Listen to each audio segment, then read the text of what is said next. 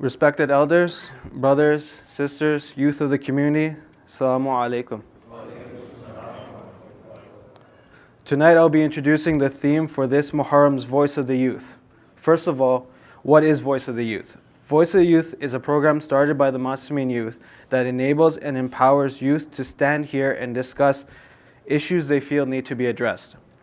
The purpose is for the youth to feel comfortable to talk about topics and ideas, even sensitive ones, with their community, as well as to build confidence to speak passionately and openly in front of a crowd. There is truly no better audience for us to build that confidence than our own community. Over the next 8 nights, all of the speeches will be speaking to the theme, Who am I an ally for?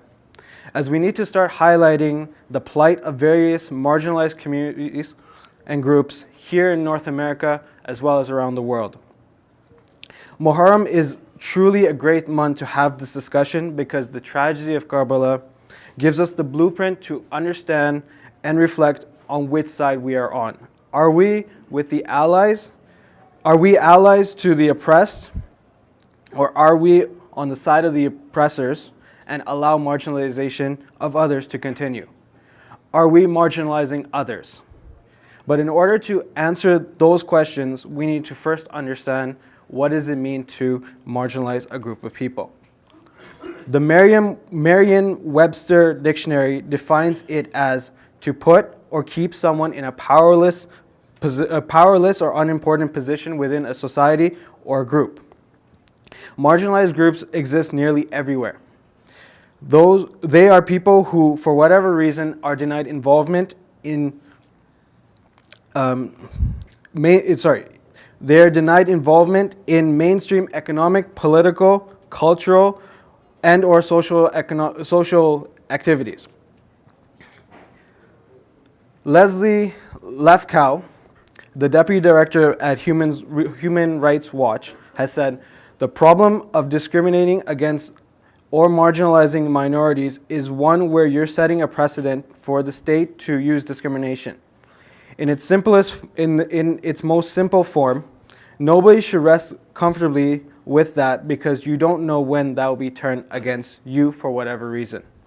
She goes on to mention that the best way you can help end exclusion and isolation is to work on being a strong ally.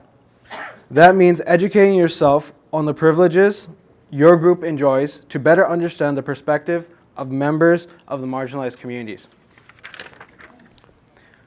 Why is being an ally so important in this day and age? Imam Ali alayhi salatu wassalam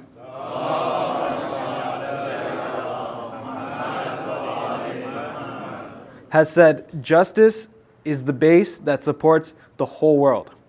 Each of us can sit here and reflect on a moment where our voices were silenced or not heard due to our gender, religion, race, abilities, and or social and economic status. If we ourselves have been marginalized, how can we turn a blind eye towards others being considered unimportant or without value? Our actions and our words, or lack thereof, can silence the voices of those already being oppressed. And like I said, this isn't simply a problem for those living in Palestine or Syria. This could be a real reality for your neighbor, the one serving your coffee at Tim Hortons or cashing out your groceries at No Frills. These people are within reach. The question is, how can we help? Being an ally is very different from being an advocate. An advocate speaks for marginalized individuals, bringing to light their issues they face on a day-to-day basis. Being an ally means supporting the marginalized individual as they advocate their own struggles for freedom. So how can we be allies? Well, my brothers and sisters, we're taking the first step. The youth will be educating us over the coming nights.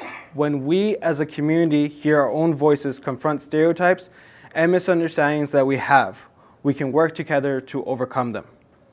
We will be more cognizant on what we are saying and how it impacts others. But in order to do that, one must be willing to accept correction. We can only be allies when we unpack all our prejudice, and that requires hearing that we may be wrong. Accepting that and having the willingness to change will earn us much more respect than responding with defensiveness or anger. I hope as a community we will find insight and learn from our youth, and especially as we are here to commemorate an individual who sacrificed his life and his entire family to stand up against corruption, abuse of power, and marginalization. Thank you.